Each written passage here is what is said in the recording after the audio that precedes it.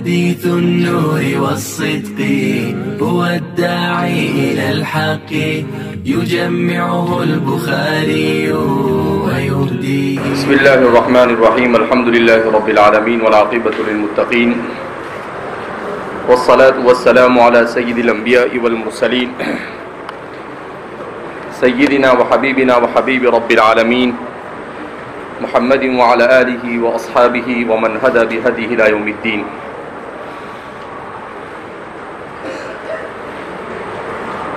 نبی کریم صلی اللہ علیہ وسلم پر پہلی وحی کے بعد جو کیفیت طاری ہوئی اس کیفیت کو بیان کرتے ہوئے کہا جا رہا ہے فدخل على خدیجة بنت خویلد فقال زملونی زملونی کہ نبی کریم صلی اللہ علیہ وسلم حضرت خدیجہ بنت خویلد رضی اللہ تعالی عنہا کے پاس آئے اور کہا مجھے چادر اڑا دو، مجھے چادر اڑا دو. فزملوہ، یہاں تک کہ انہوں نے آپ صلی اللہ علیہ وسلم کو چادر اڑا دی. یہاں پر فزملتہ کے بجائے فزملوہ کا لفظ آیا ہے، جمع کا صیغہ لایا گیا. بعض حضرات نے کہا کہ حضرت خدیجۃ الکبریٰ رضی اللہ تعالی عنہا کے ساتھ آپ کے بچے اور آپ کے غلام اور باندیاں سب وہاں پر موجود تھے. آپ صلی اللہ علیہ وسلم کی اس گھبراہٹ کو دیکھ کر انہوں نے سب نے مل کر آپ صلی اللہ علیہ وسلم کو چادر اڑا کر آپ کو تسلی دینا چاہیے، اس لیے یہاں پر فزملوہ کا لفظ کیا کیا گیا ہے، استعمال کیا گیا. بعد نے کہا کہ حضرت خدیجہ الکبریٰ رضی اللہ تعالی عنہا اکیلی تھی، لیکن چونکہ وہ مقام اور مرتبے میں بلند تھی اس لیے کبھی کبھی اکرام کے لیے بھی صیغہ جمع کو استعمال کیا جاتا ہے. لیکن اس صورت میں بھی سوال ہوتا ہے کہ پھر اس صورت میں وہ مؤنث ہونے کی وجہ سے جمع مؤنث کا صیغہ ہونا چاہیے، اس لیے زیادہ بہتر یہی ہے کہ سب نے مل کر نبی کریم صلی اللہ علیہ وسلم کو یہ چادر اڑائی. حتی ذہب عنہ الروع، یہاں تک کہ نبی کریم صلی اللہ علیہ وسلم سے خوف جاتا رہا. یعنی آپ نے گھر پر پہنچنے کے بعد گھبراہٹ کی عالم میں حضرت خدیجۃ الکبریٰ اور اپنے گھر والوں سے کہا کہ اس وقت تو میں اس کیفیت میں مبتلا ہوں کہ مجھ پر خوف طاری ہے. یہاں پر شیخ الاسلام علامہ شبیر احمد عثمانی نور اللہ مرقدہ فرماتے ہیں کہ حضرت خدیجۃ الکبریٰ رضی اللہ تعالی عنہ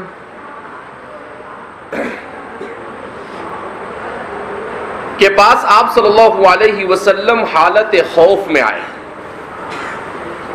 اس حالت خوف کی وجہ سے بعض حضرات کا یہ کہنا ہے کہ اس کا مطلب یہ کہ نبی کریم صلی اللہ علیہ وسلم کو اس بات کا خدشہ تھا کہ آیا وہ جبریل تھے یا کوئی جن تھا یا کوئی اور مخلوق تھی جس نے میرے ساتھ یہ سلوک کیا. تو علامہ شبیر احمد عثمانی فرماتے ہیں کہ جن لوگوں نے یہ بات کہی کہ آپ کو کاہن کا اندیشہ تھا، آپ کو جن کا اندیشہ تھا اور اسی خوف اور تردد میں آپ مبتلا تھے، تو فرماتے ہیں کہ یہ سراسر بے بنیاد اور غلط ہے. اس لیے کہ آپ صلی اللہ علیہ وسلم سے پہلے علامہ شبیر احمد عثمانی بڑی قیمتی بات بیان فرماتے ہیں کہ آپ صلی اللہ علیہ وسلم سے پہلے حضرات انبیاء کرام علیہم السلام کو جو ذکر کیا ہے قرآن کریم نے، ان کے تذکیروں میں بھی یہ چیز ملتی ہے. جیسے حضرت لوط علیہ السلام، حضرت ابراہیم علیہ السلام کہ ان لوگوں کے پاس فرشتے جب اچانک آتے تھے تو وہ لوگ بھی ایک تھوڑی دیر کے لیے گھبرا جایا کرتے تھے. حضرت ابراہیم علیہ السلام کے واقعے میں بھی بیان کیا ہے کہ حضرت ابراہیم علیہ السلام کے پاس فرشتے بصورت بشر آئے تو حضرت ابراہیم علیہ السلام تھوڑا سا پہلی اول والحلا میں کیا ہو گئے؟ گھبرا گئے۔ اسی طریقے سے حضرت لوط علیہ السلام کے واقعے میں بھی اس کا ذکر ملتا ہے کہ حضرت لوط علیہ السلام کے پاس فرشتے آئے، جب ان کے قوم کے لوگ ان کے پاس آئے تو آپ نہیں پہچان سکے فرشتوں کو اور آپ ڈر اور گھبرا گئے۔ اسی طرح حضرت موسیٰ علیہ السلام کے واقعے میں بھی کہ جب موسیٰ علیہ السلام کی لاٹھی یہ عصا بن گئی تو حضرت موسیٰ علیہ السلام پر خوف طاری ہو گیا، اور جب حضرت موسیٰ علیہ السلام نے جادوگروں کی لاٹھیاں اور ان کی لکڑیوں کو دیکھا کہ وہ سانپ بن کر رینگنے لگی تو اس وقت بھی آپ پر خوف کیا ہوا؟ طاری ہوا۔ تو اس سے کیا معلوم ہوا کہ یہ واقعہ صرف نبی کریم صلی اللہ علیہ وسلم کے ساتھ خاص نہیں۔ اسی لیے میں بار بار کہہ رہا ہوں، ایسا لگتا ہے کہ ساری تیاریاں آپ صلی اللہ علیہ وسلم کے دفاع کے لیے کی جا رہی تھی۔ تو فرماتے ہیں کہ اصل میں اللہ رب العزت بالقصد حضرات انبیاء کرام علیہم السلام پر خرق عادت اور خلاف عادت اور خلاف فطرت کسی ہونے والے واقعے کی وجہ سے خوف کو طاری فرماتے تھے، تاکہ مشاہدین کو اور حاضرین کو اس بات کا احساس ہو کہ بھئی یہ آدمی انسان ہی ہے۔ اگر انبیاء اس اچانک ہونے والے اس طرح کے واقعات سے نہ ڈرتے اور خوف میں مبتلا نہ ہوتے تو لوگوں کو، دیکھنے والوں کو یہ ہوتا کہ کیا بھائی ساری دنیا ڈر رہی ہے اور اس پر تو کوئی اثر ہی نہیں ہوا، اس کا خوف اور خشیت ہی نہیں ہے۔ تو اس وجہ سے اللہ رب العزت نے ان کو اول والحلا اور پہلے لمحے میں ان پر خوف طاری ہوتا ہے، البتہ تھوڑی دیر کے بعد وہ خوف کیا ہو جاتا ہے؟ زائل ہو جاتا ہے۔ تو اللہ کے رسول صلی اللہ علیہ وسلم کے ساتھ بھی ایسا ہی ہوا کہ آپ صلی اللہ علیہ وسلم پر کچھ دیر کے لیے خوف طاری ہوا، تو اسی کیفیت کو یہاں پر بیان کیا گیا ہے۔ لہذا آپ کو حضرت جبریل کی آمد میں بھی شک نہیں تھا، آپ کو نبوت کے ملنے میں بھی شک نہیں تھا، اور حضرت جبریل علیہ السلام کے فرشتے یا حضرت جبریل علیہ السلام کے جن یا کاہن کی طرف بھیجے ہوئے ہونے میں بھی کوئی تردد نہیں تھا۔ یہ جتنی بھی باتیں احتمالات بیان کیے گئے ہیں، یہ احتمالات ایسے ہیں جو کسی مصرف کے نہیں ہے۔ علامہ ابن حجر اسقلانی خود فرماتے ہیں کہ یہ بات سمجھ میں آتی ہے کہ پتہ نہیں کس بنیاد پر ان لوگوں نے یہ باتیں کہہ دی ہے، توجیہ برائے توجیہ اس کو کہہ دیا جاوے، لیکن حقیقت واقعے سے اس کا کوئی تعلق نہیں ہے۔ تو فرماتے فزملوہ، تو آپ کو انہوں نے اڑا دیا، حتی ذہب عنہ الروع، یہاں تک کہ آپ سے خوف جاتا رہا۔ علامہ شبیر احمد عثمانی نور اللہ مرقدہ نے یہاں پر بڑی اچھی ایک تحقیق یہ پیش کی ہے کہ ذہب عنہ الروع، ایک ہوتا ہے رعب اور ایک ہوتا ہے روع۔ تو فرماتے ہیں روع یہ خوف کا بالکل ابتدائی حصہ ہوتا ہے، ڈر کا بالکل ابتدائی حصہ۔ جیسے آدمی سوچتا ہے اور نیت کرتا ہے، اس کے جو مراتب آپ کے سامنے بیان کیے گئے، تو اس میں سب سے پہلا کیا آتا ہے؟ ہم۔ تو کہا اسی طریقے سے خوف کا سب سے ابتدائی اور مقدمہ جو ہوتا ہے اسے کیا کہا جاتا ہے؟ روع کہا جاتا ہے، اور رعب جو ہوتا ہے وہ انتہائی ہوتا ہے۔ تو آپ صلی اللہ علیہ وسلم پر ذہب عنہ الروع سے ہی یہ بات پتہ چل رہی ہے کہ آپ گھبرائے ضرور تھے، مگر آپ ایسے نہیں گھبرائے تھے جیسا اتنے بڑے واقعے کے بعد انسان کو گھبرانا چاہیے۔ بشریت کی وجہ سے تھوڑا سا آپ کیا ہو گئے تھے؟ گھبرا گئے تھے۔ تو فرماتے حتی ذہب عنہ الروع، یہاں تک کہ روع جاتا رہا۔ اسی لیے اس کو عام طور پر عربی سے عربی جن لوگوں نے ترجمہ کیا ہے وہ اس کا ترجمہ کرتے ہیں الفزع، الفزع یعنی اچانک کوئی چیز پیش آ جاوے تو انسان جو تھوڑا سا سہم جاتا ہے، بالکل وہی کیفیت نبی کریم صلی اللہ علیہ وسلم کی تھی۔ تو فرماتے حتی ذہب عنہ الروع، یہاں تک کہ آپ صلی اللہ علیہ وسلم سے خوف جاتا رہا، آپ سے ڈر جاتا رہا۔ فقال لخدیجہ، اب جب خوف جاتا رہا اور تھوڑی دیر ہو گئی، فقال لخدیجہ، تو آپ صلی اللہ علیہ وسلم نے حضرت خدیجہ الکبریٰ رضی اللہ تعالی عنہا کو آواز دی وَأَخْبَرَهَا الْخَبَرَ، اور حضرت خدیجہ الکبریٰ کو پورا قصہ سنا دیا. وَأَخْبَرَهُ الْخَبَرَ، اور حضرت خدیجہ کو پورا واقعہ کیا بیان کیا. حضرت خدیجہ الکبریٰ رضی اللہ تعالیٰ عنہ سے کہا کہ بھائی میں اس طریقے سے اپنے معمول کے مطابق گیا. اس لیے فرماتے ہیں فَأَخْبَرَهُ الْخَبَرَ أي فَأَخْبَرَهُ حَالَهُ، اپنے ساتھ جو حالت پیش آئی اس پوری حالت کو آپ نے کیا بیان کیا. تو فرماتے ہیں کہ آپ صلی اللہ علیہ وسلم نے تفصیل کے ساتھ حضرت خدیجہ الکبریٰ کو بتلایا کہ میں معمول کے مطابق اپنے ساتھ جو توشہ لے جاتا ہوں وہ توشہ لے جا کر میں عبادت میں مشغول تھا، تفکر اور تدبر میں مشغول تھا کہ اچانک ایک ملک آتا ہے اور وہ ملک آ کر مجھ سے کہتا ہے اقرا، تو پڑھ. مجھے کہا، میں نے کہا ما انا بقاری، میں نہیں پڑھ سکتا ہوں. اسی لیے علامہ شبیر احمد عثمانی فرماتے ہیں اس کا ترجمہ یہی پڑھنا چاہیے کہ میں نہیں پڑھ سکتا ہوں. ایسا ترجمہ نہیں کرنا چاہیے میں پڑھنا نہیں جانتا. کہا یہ آپ کی شان کے خلاف. آپ یہ ترجمہ کریں گے میں نہیں پڑھ سکتا ہوں. نہیں پڑھ سکنے کی دو وجہ، ایک تو یہ کہ اچانک یہ تم آئے اور مجھے کہہ رہے ہو پڑھو، تو میں کیا پڑھوں بھائی؟ کچھ ہے نہیں سامنے اور آپ کہہ رہے پڑھو، میں کیا پڑھوں؟ تو فرماتے ہیں اس لیے اس کا ترجمہ کیا کرنا چاہیے، نہیں پڑھ سکتا ہوں. کہ بھائی کچھ ہو، کچھ بتائے، کچھ کہے تو پڑھوں، میں ایسے کیا پڑھوں گا میں؟ اسی طریقے سے علامہ شبیر احمد عثمانی فرماتے ہیں کہ ایک وجہ یہ کہ نہیں پڑھ سکتا ہوں. کیا مطلب کہ ایک تو میں یہاں پر تنہائی میں بیٹھا ہوں، آپ اچانک آئے، آپ کے پاس کوئی چیز نہیں ہے، مجھے ماضی سے اس سلسلے میں کوئی کسی کا عطا پتہ نہیں ہے، اور آپ مجھے پڑھنے کے لیے کہہ رہے پہلے اپنا تعارف تو کراؤ بھیا. تو اس لیے جب تک کہ آپ بتائیں گے نہیں وہاں تک کہ میں آگے بڑھنے والا نہیں ہوں. تو اس لیے آپ فرماتے ہیں کہ مجھے پڑھنا نہیں آتا ہے. یہ ترجمہ آپ کی شان کے خلاف ہے، لیکن یہ ترجمہ میں نہیں پڑھ سکتا ہوں یہ آپ کی شان کے مطابق ہے کہ اس حال میں ابھی نہیں پڑھ سکتا ہوں. تو فرماتے ہیں کہ فقال، تو آپ نے ان کو پورا قصہ بیان کیا کہ ایسا ایسا ہوا. پھر جب میں نے ایسا کہا کہ میں نہیں پڑھ سکتا ہوں تو انہوں نے مجھے اپنے سینے سے لگایا اور چھوڑ دیا، پھر لگایا، پھر چھوڑ دیا، پھر لگایا اور پھر چھوڑ دیا. حضور نے پھر فرمایا جب یہاں پر پہنچے لقد خشیت علی نفسی، لقد خشیت علی نفسی، اور مجھے اپنی جان پر خطرہ محسوس ہوا، مجھے ڈر لگا کہ کہیں میری جان نہ نکل جائے.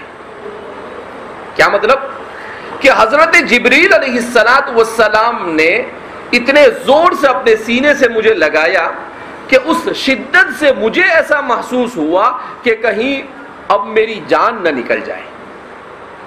تو آپ صلی اللہ علیہ وسلم نے حضرت جبریل علیہ السلام کے شدت سے اپنے سینے سے لگانے کو بیان کرنے کے لیے کہ لقد خشیت علی نفسی. کیا مطلب کہ آپ کا مقصد یہ نہیں تھا کہ مجھے ایسا لگا گویا کہ میں مر جاؤں گا، کہا نہیں. اسی لیے حضور نے کیا کہا لقد خشیت، اندیشہ ہوا. اسی لیے خشیہ کا ترجمہ عام طور پر عربی زبان میں کیا کہا جاتا ہے، اردو میں کیا کرتے ہیں، اندیشہ ہونا. تو فرماتے ہیں مجھے اندیشہ ہوا اپنی جان پر. تو اندیشہ اسی میں کیا ہوتا ہے، تردد ہوتا ہے، اس میں تیقن نہیں ہوتا ہے. تو فرماتے ہیں کہ مجھے اندیشہ ہوا اپنی جان پر کہ اتنے زور سے جبریل نے اپنے سینے سے مجھے لگایا کہ مجھے اندیشہ ہونے لگا کہ اگر اس طریقے سے جبریل بار بار کرتے رہے تو کہیں میری جان نہ چلی جائے. تو اب سوال پیدا ہوتا ہے کہ آپ صلی اللہ علیہ وسلم کو اتنا خوف کیوں ہوا. یہاں پر بھی علامہ سندھی رحمۃ اللہ علیہ فرماتے ہیں کہ اگر دیکھا جائے تو سیدھی سی بات یہ ہے کہ آپ صلی اللہ علیہ وسلم پر جو بیان کیا گیا عنہ الروع، کہ رو تھا، صرف معمولی سا آپ پر ڈر تھا، لیکن اس سے ایسا پتہ چلتا ہے بہت زیادہ ڈر تھا. تو فرماتے نہیں، آپ صلی اللہ علیہ وسلم یہاں پر ان چیزوں کو دو وجہ سے بیان کر رہے ہیں خشیت علی نفسی کو. ایک تو آپ یہ چاہ رہے ہیں کہ حضرت خدیجہ الکبریٰ رضی اللہ تعالی عنہا کے سامنے حضرت جبریل علیہ السلام کے شدت کے ساتھ اپنے سینے کے ساتھ لگانے کو بیان کرنا چاہ رہے ہیں، اور دوسرا اسی وجہ سے آپ صلی اللہ علیہ وسلم حضرت خدیجہ الکبریٰ کی ہمدردی بھی حاصل کرنا چاہتے ہیں. کیا حاصل کرنا چاہتے ہیں؟ ہمدردی. کیوں؟ اس لیے کہ انسان کو مکلف کیا جاتا ہے، بعد میں آپ کو بھی مکلف کیا جاتا ہے. کیا کہا جاتا ہے آپ صلی اللہ علیہ وسلم کو؟ قوا انفسکم واہلیکم نارا. تو فرماتے ہیں کہ سب سے پہلے آپ صلی اللہ علیہ وسلم پر جو فرض ہو رہا تھا دعوت، وہ کس پر دعوت فرض ہو رہی تھی؟ اپنے اہل خانہ پر. اگر آپ کے اہل خانہ ہی انکار کر دے، جیسا کہ اس سے پہلے بھی ہم نے بارہا آپ کو کہا ہے کہ بیوی اگر بزرگ مان لے تو بزرگ، بیوی اگر بزرگ نہیں مانے تو وہ آدمی صحیح معنی میں بزرگ نہیں. اس لیے کہ ساری دنیا بھی بزرگ مان لے تو آدمی بزرگ نہیں بنتا ہے جب تک کہ بیوی بزرگ نہ مان لے. آپ صلی اللہ علیہ وسلم کے ساتھ یہ واقعہ پیش آیا. اس میں آپ صلی اللہ علیہ وسلم کی زوج محترمہ حضرت خدیجہ الکبریٰ رضی اللہ تعالی عنہا نے آپ صلی اللہ علیہ وسلم کو حقیقی معنی میں تسلی دی. اسی لیے آگے آپ صلی اللہ علیہ وسلم کے ساتھ وہ جو جس طرح سے وہ پیش آتی ہے وہ انہی کا امتیاز ہے. تو فرماتے ہیں لقد خشیت علی نفسی، مجھے اپنے نفس پر خدشہ ہے، مجھے اندیشہ ہوا اپنی جان پر. فقالت خدیجہ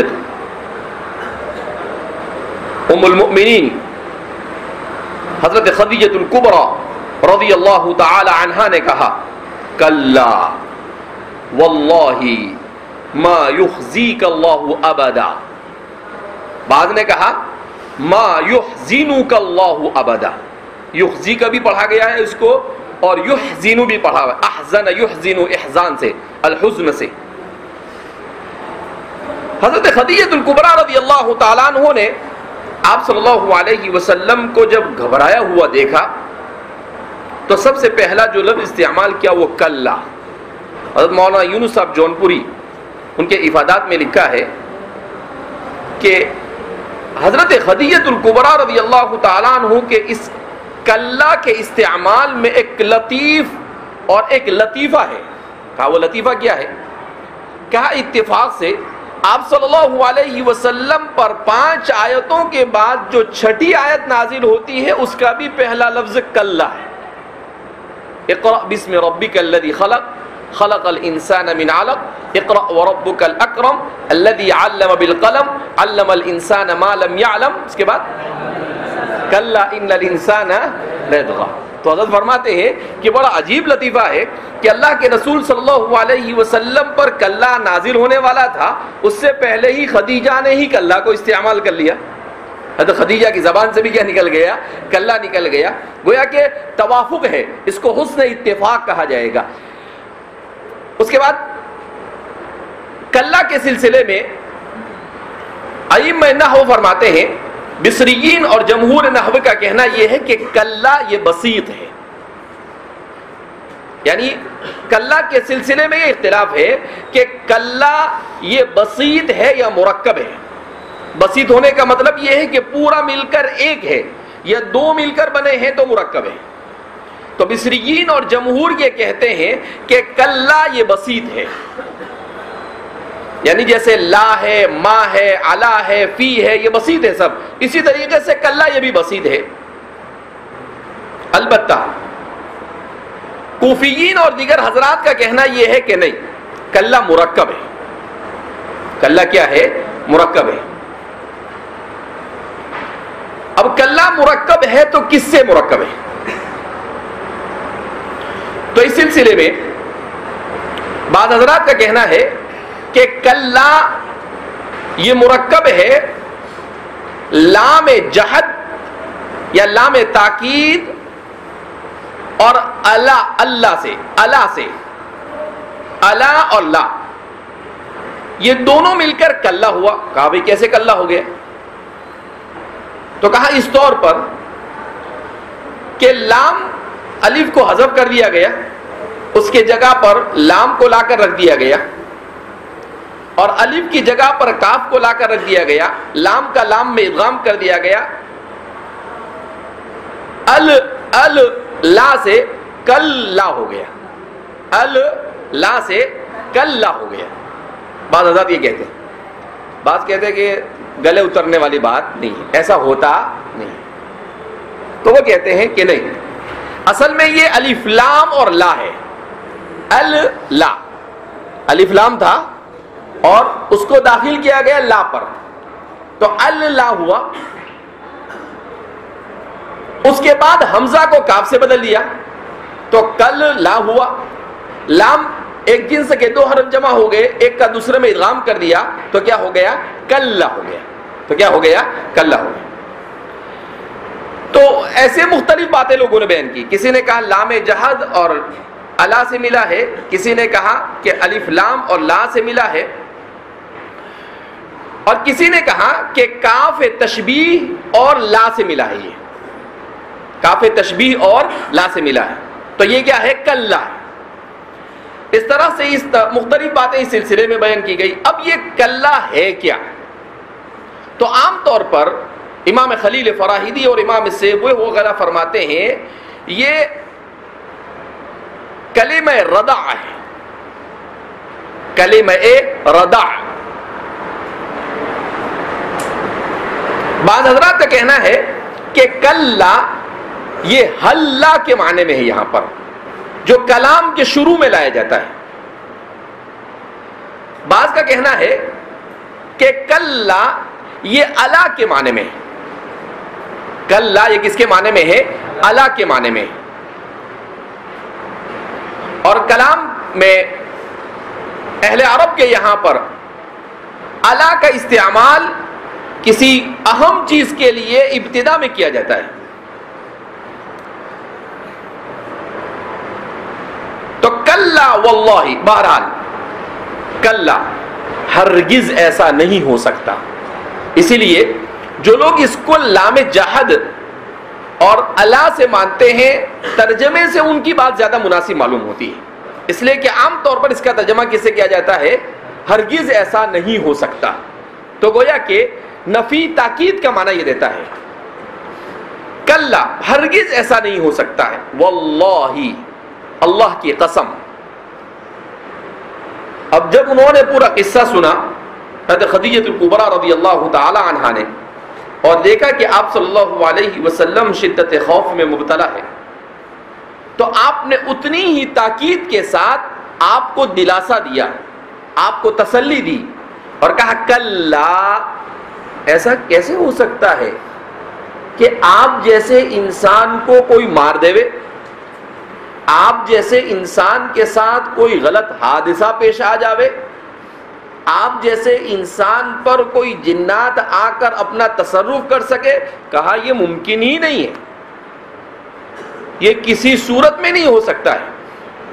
اسی لیے کلا پر اتفاق نہیں کیا. آگے کہتی ہے واللہ, اللہ کی قسم, واو قسمیہ ہے, یعنی ہرگز ایسا نہیں, قسم بخدا ہرگز ایسا ہو سکتا نہیں.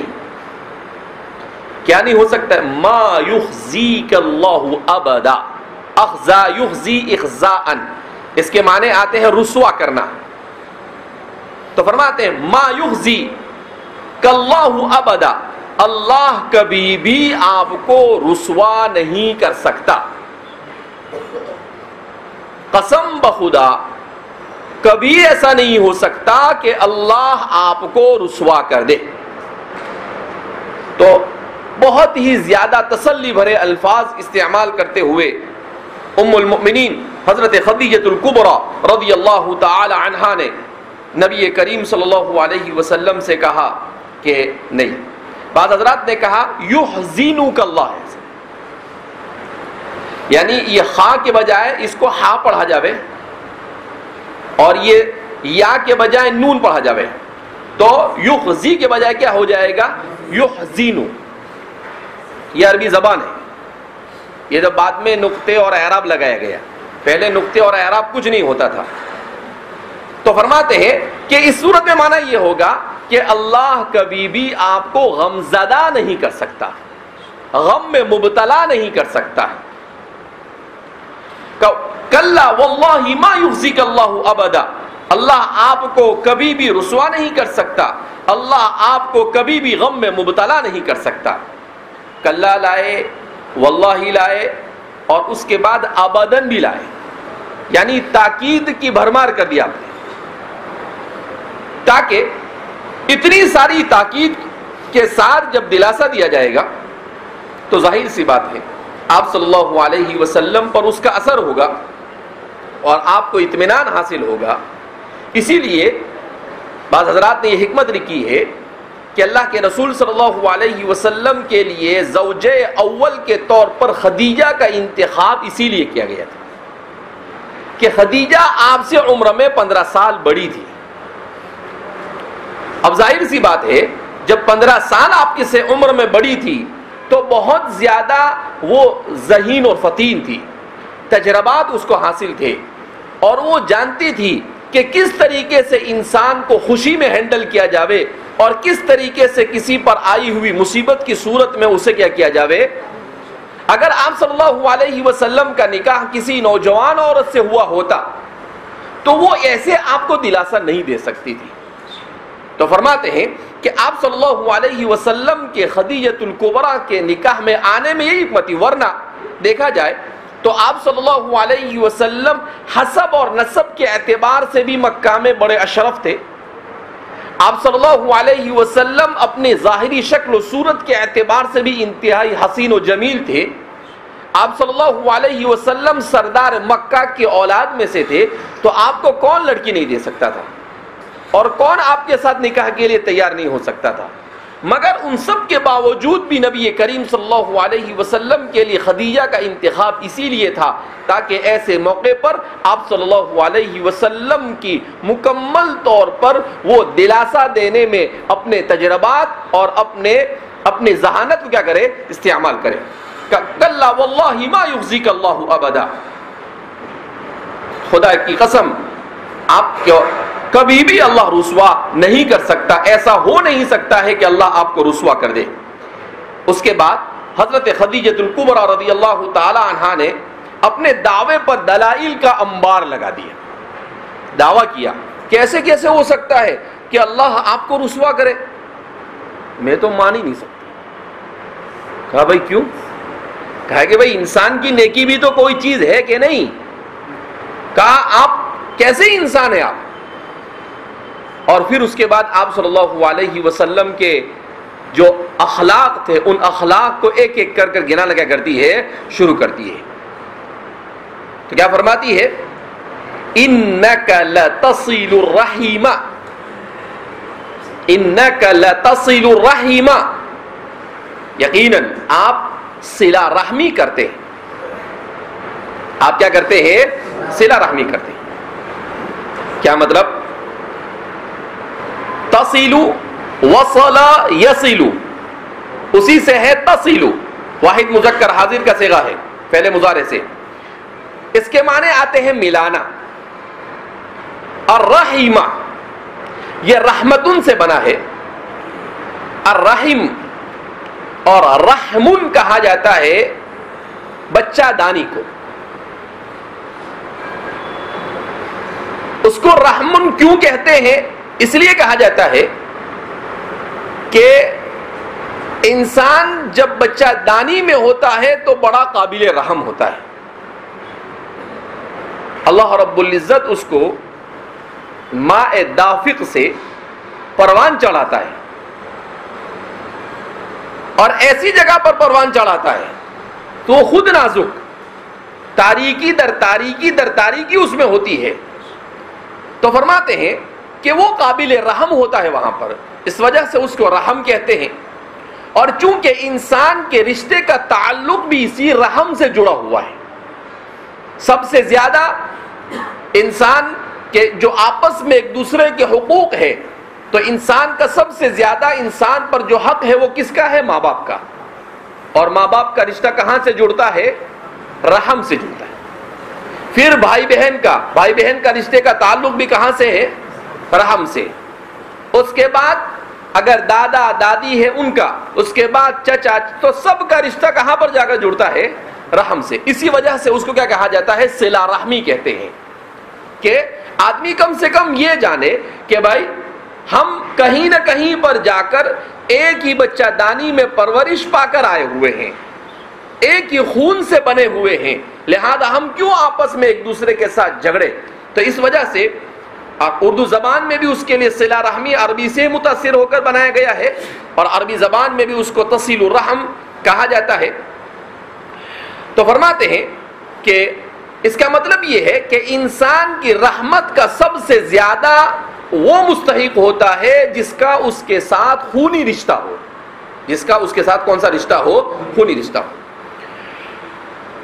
ام المؤمنین حضرت خدیجہ الکبریٰ رضی اللہ تعالی عنہ، یہ نبی کریم صلی اللہ علیہ وسلم کے تقریباً 6 اوصاف اور اخلاق حمیدہ کو یہاں بیان کرتی ہے۔ تصل الرحم، تحمیل الکل، تکسیب المعدوم، تقری الضیف وتعین علی نوائب الحق، 5 چیزیں بیان کرتی۔ ان 5 میں سب سے پہلے آپ نے صلہ رحمی کو بیان کیا، تو فرماتے ہیں کہ اس لیے آپ نے صلہ رحمی کا انتخاب کیا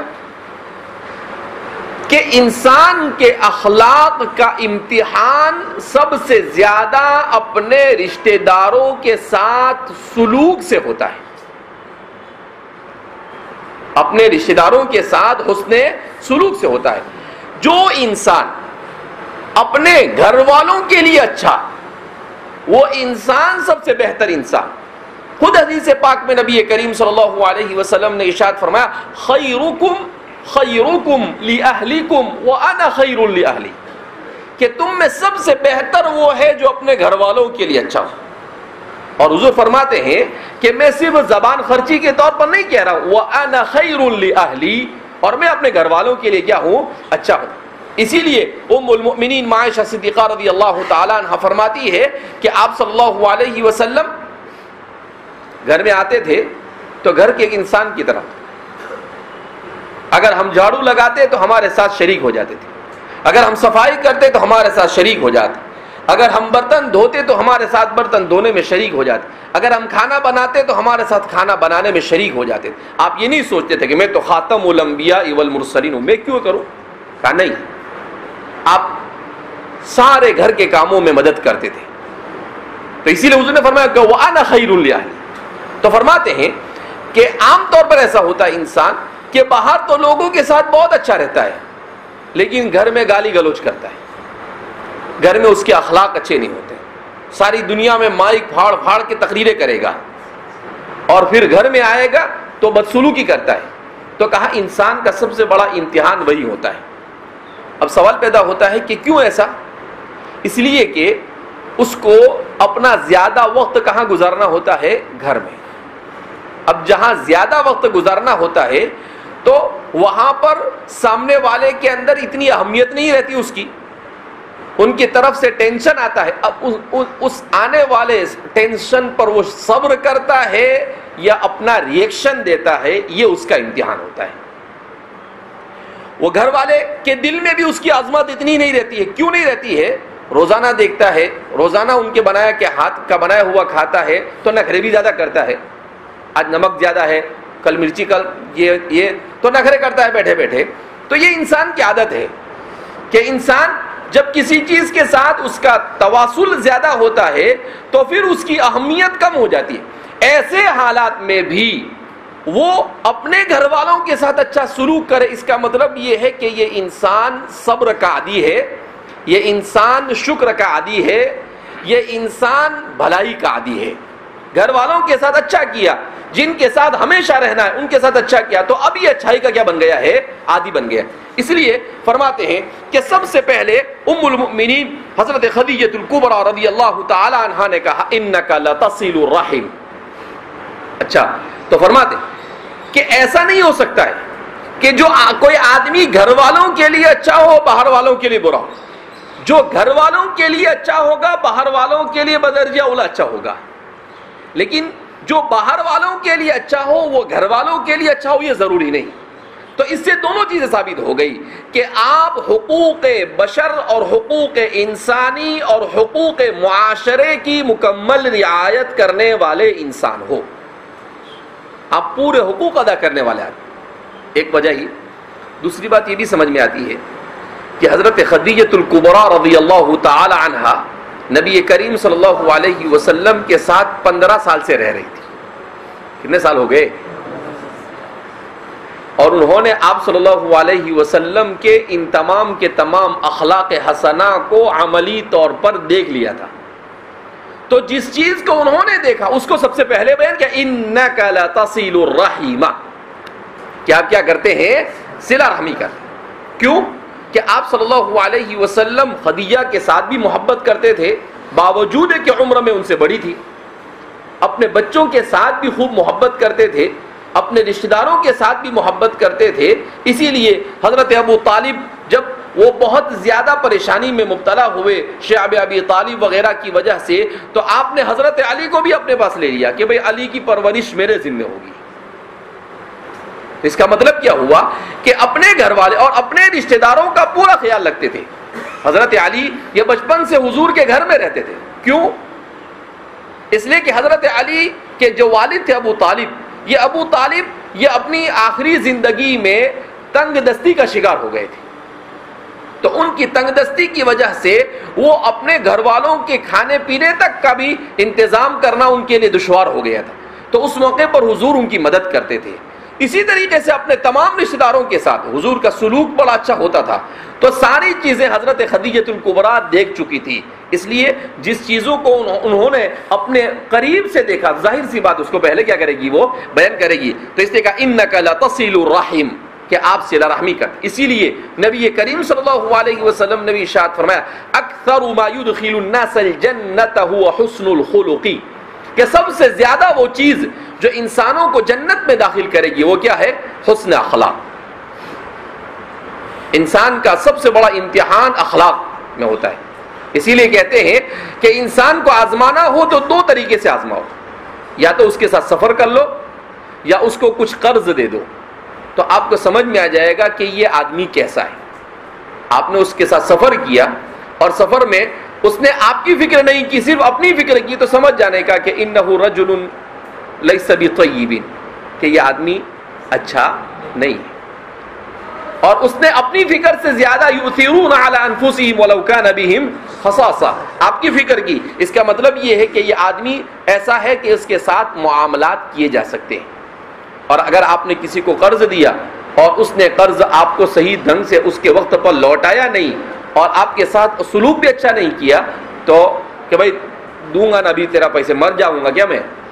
ایک تو لیا, اوپر سے مانگے تو کیا بولتے کہ روز روز کیا مانگتا ہے, مر جانے والا ہوں کیا ماں. ارے بھائی مر جائے گا تو بول کے تھوڑی مرے گا, اچانک ٹپک جائے گا. تو اس لیے فرماتے ہیں کہ نہیں.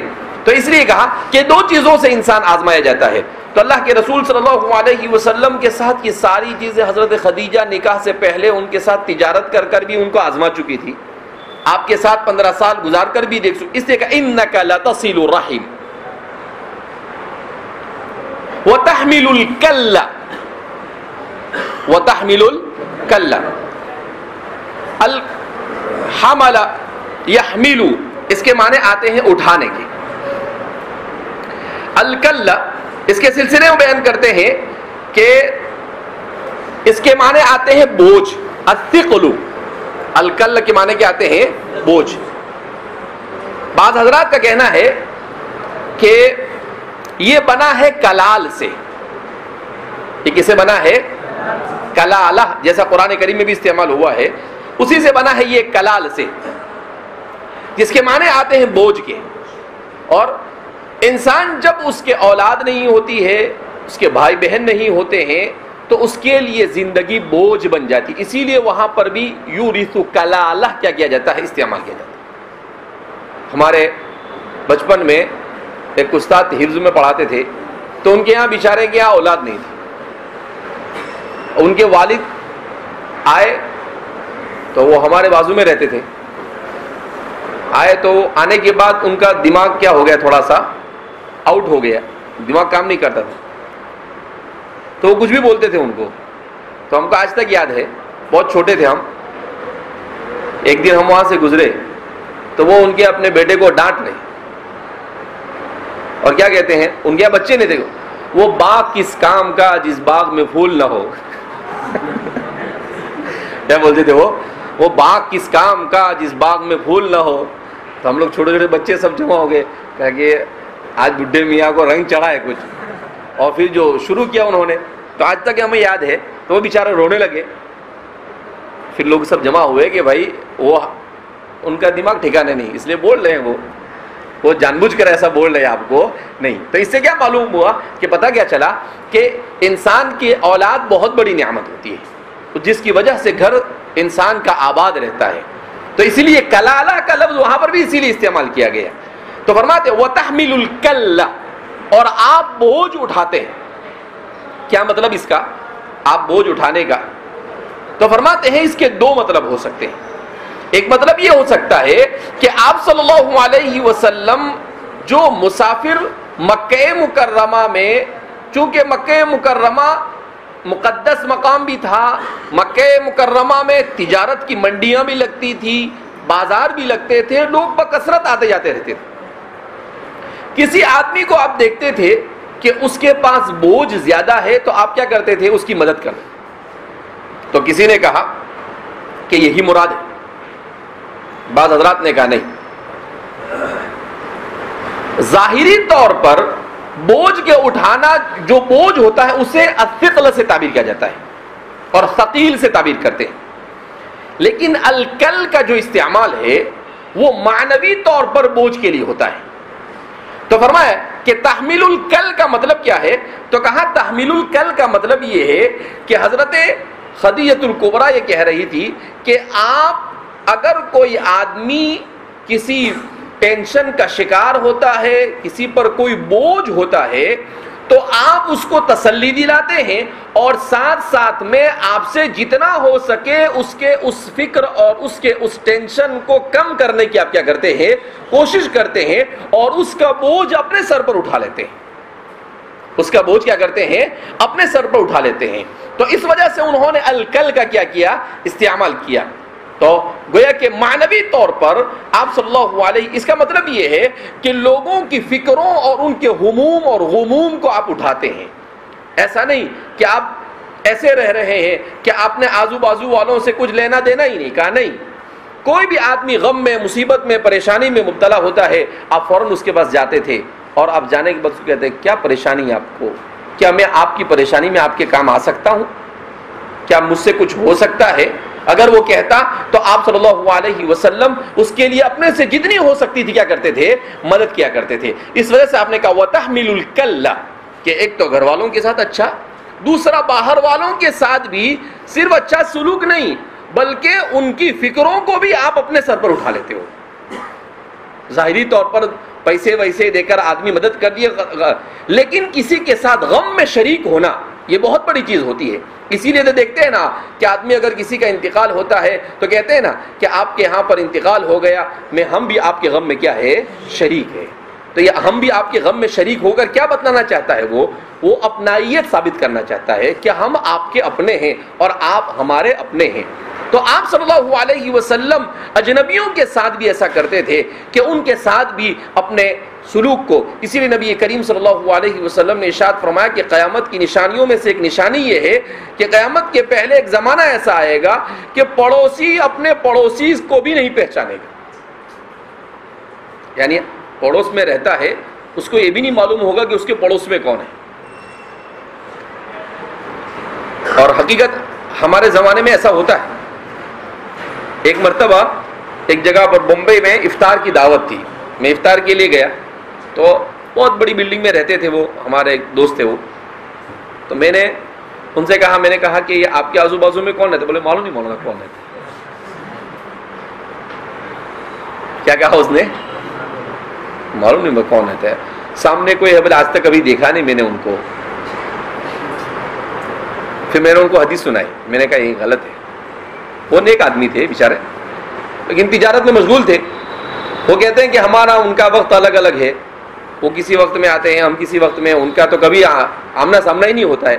میں نے کہا نہیں، وَلِجَارِكَ عَلَيْكَ حَقًّا، پڑوسی کی خبر گیری کرنی چاہیے. میں بولا کبھی وہ بیمار ہوتا ہوگا، کبھی اس کی یہاں خوشی کا موقع آتا ہوگا، آپ سالوں سے رہتے ہیں. تو پھر اس کے بعد دوسری مرتبہ میں گیا تو کہا کہ مولانا سب سے دوستی کر لیا ہم نے. تو کہنے کا مطلب یہ ہے کہ تو آپ صلی اللہ، یہ انسانی معاشرے میں ایسے رہنا چاہیے.